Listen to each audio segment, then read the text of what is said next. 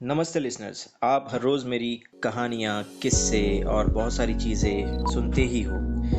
आज मैं बहुत ही वंडरफुल पर्सनालिटी को आपके लिए लेके आया हूँ, जिन्होंने अपनी ज़िंदगी के 25 साल सॉफ्टवेयर इंडस्ट्री और एप्लीकेशन इंडस्ट्री के लिए दिए हैं। इन्होंने इन 25 सालों में जो एक्सपीरियंस गेन किया है, उस आधार पे हम उनसे क्वेश्चन आंसर्स करेंगे एक बिजनेसमैन के पॉइंट ऑफ व्यू से, कि एक बिजनेसमैन को बिजनेस खड़ा करने के बाद उसे और आगे बढ़ाने में क्या क्या करना पड़ता है। तो सबसे पहले हम वेलकम करते हैं पंकज जी का।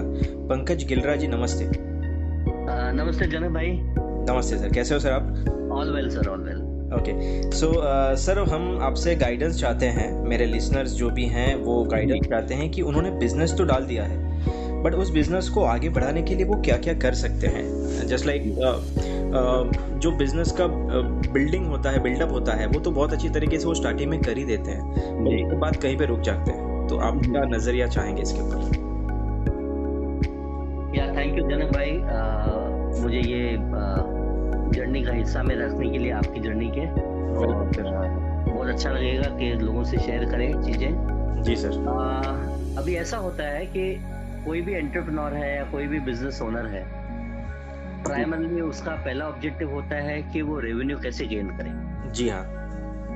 तो जैसे उन्होंने ऑफिस खोल लिया, उन्होंने 1 या 2 स्टाफ रख लिए इनिशियली। अगर वो सॉफ्टवेयर बिजनेस से है या कोई भी प्रोडक्ट बिजनेस से है, वो उनके मन में ये रहता है कि मेरे पास रेवेन्यू कितना जल्दी आए, मतलब मेरे पास कस्टमर्स कितने जल्दी बढ़े। जी जी।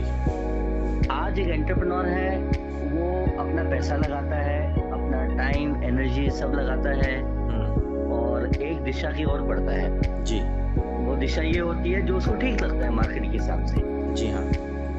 बट अगर कोई भी एंटरप्रेन्योर, कोई भी बिजनेस ओनर एक बाइंग एंड सेलिंग वाले बिहेवियर में आता है, तो मोस्ट इम्पोर्टेंट होता है उनका प्रोडक्ट।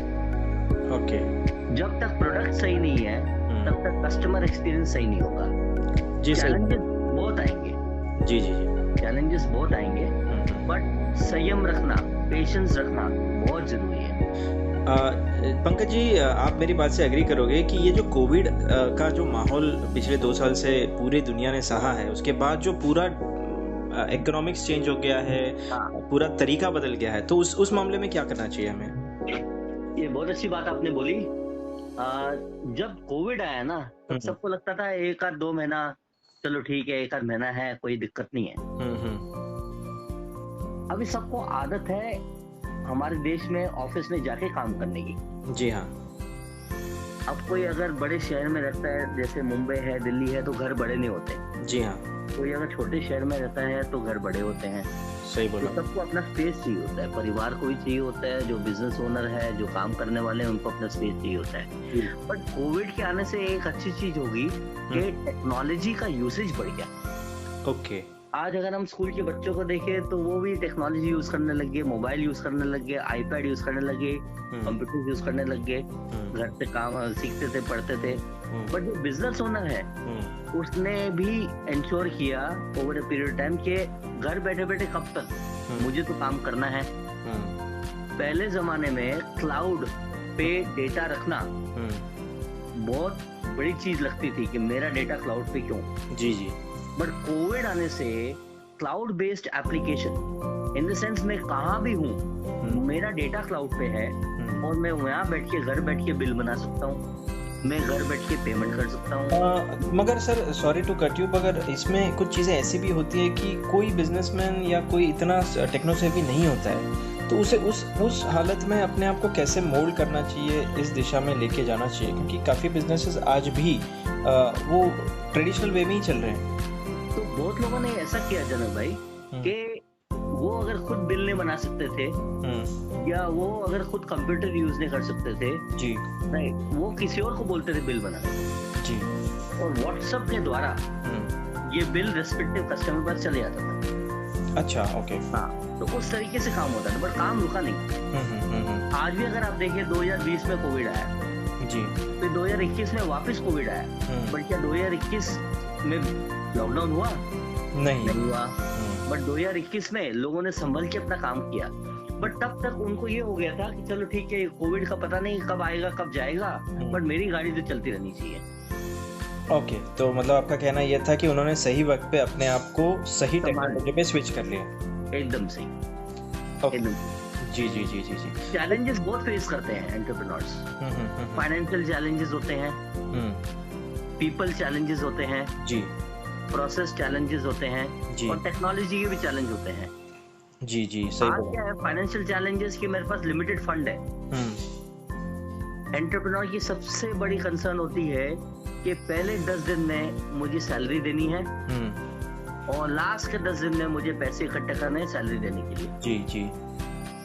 जब ये चैलेंजेस एंटरप्रेन्योर के पास आता है, बिजनेस ओनर के पास आता है, तो वो अपने आप को उसके हिसाब से मोल्ड कर लेता है कि मेरी कैपेसिटी यही है तो मैं इतने लोग को रखूं, जब मेरा काम बढ़ेगा तो मैं लोगों को बढ़ाऊं। सर, आजकल क्या हो रहा है कि वर्क फ्रॉम होम का जो कल्चर है वो इतना ज़्यादा आ चुका है इन 2 सालों की वजह से कि रेशियो जो होता है एम्प्लॉय का टिकने का वो काफ़ी कम हो गया। लोग सुनना भी पसंद नहीं करते हैं, इनफैक्ट स्विच हो जाते हैं काफ़ी बार और छोड़ देते हैं। तो उस सिचुएशन में एम्प्लॉय और एम्प्लॉयर का रिश्ता कैसा होना चाहिए, उसमें क्या चीज़ों को ध्यान में रखना चाहिए?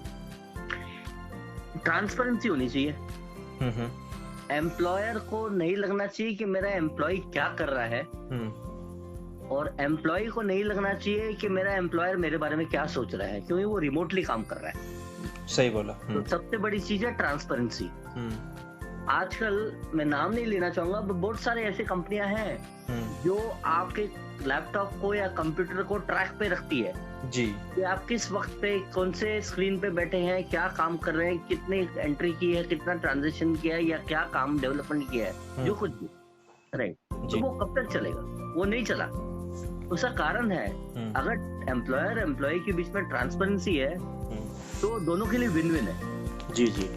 और वर्क फ्रॉम होम होने से उल्टा एम्प्लॉय को एक सॉर्ट ऑफ कंफर्ट मिल गया है कि हाँ, आज के दिन में बड़े शहरों में 3 से 4 घंटे लग जाते हैं आने जाने में जी, और वो 9 घंटा ऑफिस में देता है।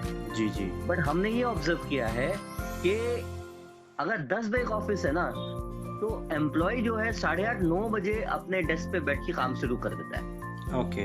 और अगर 6 बजे तक शाम को ऑफिस है तो वो 7 साढ़े 7 तक रहता ही रहता है। तो वो एनर्जी उल्टा बढ़ती है, क्योंकि एक तो उसका ट्रैवल टाइम कम हो गया, ना के बराबर ही हो गया जी। दूसरा, उसको एक कंफर्ट जोन मिल गया अपने घर का। जी। आजकल लोगों को चाहिए क्या है? अच्छी लाइट हो घर में, अच्छा स्पेस मिल जाए, कोना मिल जाए, छोटा घर है तो, और इंटरनेट, मोस्ट इम्पोर्टेंटली एक अच्छा इंटरनेट कनेक्टिविटी, वाईफाई जो उनको मिलना चाहिए। जी जी जी जी जी। आपने वो बात बहुत सही बोली कि एम्प्लॉयर और एम्प्लॉयर के बीच में एक रिश्ता जो होता है वो एक विश्वास, ट्रस्ट, एब्सोल्युटली, वो ट्रस्ट पे ही पूरी दुनिया आज टिकी हुई है। अगर वो ना हो तो काम ही ना हो। सही बात है। जी जी। और सर, ये जो काफ़ी बार हमें ये भी फेस करना पड़ता है कि कंज्यूमर के साथ हमारा जो एंगेजमेंट जो होता है, हाँ जी, जैसे वो उसमें कहीं पे कोई एक अगर लूप हो जाए या कहीं पे कुछ चीज़ें मिसिंग हो जाए तो उसे कैसे मैनेज करना है? देखिए, जब आप सेल करते हैं तो वो आपका कस्टमर बन गया जी। और आज सबसे जरूरत वाली चीज है कि ऐसा प्लेटफॉर्म, ऐसा सॉफ्टवेयर हो जिसको हम CRM बोलते हैं, कस्टमर रिलेशनशिप मैनेजमेंट, जो एक कंपनी और एक कस्टमर के बीच में एक प्लेटफॉर्म होता है।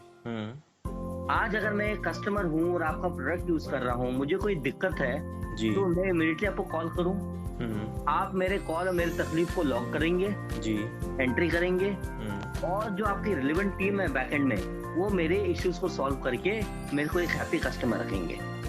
मतलब जी, तो यहाँ पे ये मुद्दा आता है कि टेक्नोलॉजी से क्यों भागते हैं एंटरप्रेन्योर। टेक्नोलॉजी से भाग के फायदा नहीं है। आज आपको मालूम है कि आपको 8:41 की ट्रेन पकड़नी है अपने ऑफिस जाने के लिए, तो पकड़ते ही है ना जी। सेम वे आज अगर आपको प्लेटफॉर्म चाहिए, टेक्नोलॉजी यूज करना है तो करना ही है, उससे आपका काम ही आसान होने वाला है जी। और रादर आपके कस्टमर्स आपके साथ ज्यादा रहेंगे जब आप प्रॉम्प्ट रिस्पॉन्स देंगे जी। सही बोला आपने सर। सर इसके अलावा जो आपके ये 25 साल का जो एक्सपीरियंस रहा है जी सॉफ्टवेयर इंडस्ट्री में या एप्लीकेशन इंडस्ट्री में, जी तो कोई ऐसी चीज़ जो आपको सर 25 साल एक ही फील्ड में टिके रहना, उसको प्यार करना, ये बहुत बड़ी बात होती है। जी आई एम ग्रेटफुल कि आप मेरे इस शो पे आए, आपने मुझे वक्त दिया, आपका कीमती वक्त दिया। वो ड्राइविंग फोर्स में जानना चाहता हूँ सर, जो 25 साल से आपको आज भी तरोताज़ा रखे हुए हैं। मैं एक ही चीज बोलूंगा कि आज के यंगस्टर्स को, आज के बच्चों को जो अपना करियर बनाना चाहते हैं या बना रहे हैं, जो काम आपने हाथ में लिया है जी, वो आप पूरा करिए जी, और कोई काम को ना मत भूलिए। सही बोले। अगर आपको एक ऑर्गेनाइजेशन में ग्रो करना है, टास्क ओरिएंटेड रहिए।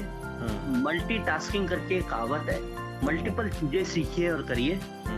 तो सामने जो आपका बॉस बैठा है, जो आपका फाउंडर है कंपनी का, वो जरूर देखता है कि हाँ ये बंदा जो है ना अलग है।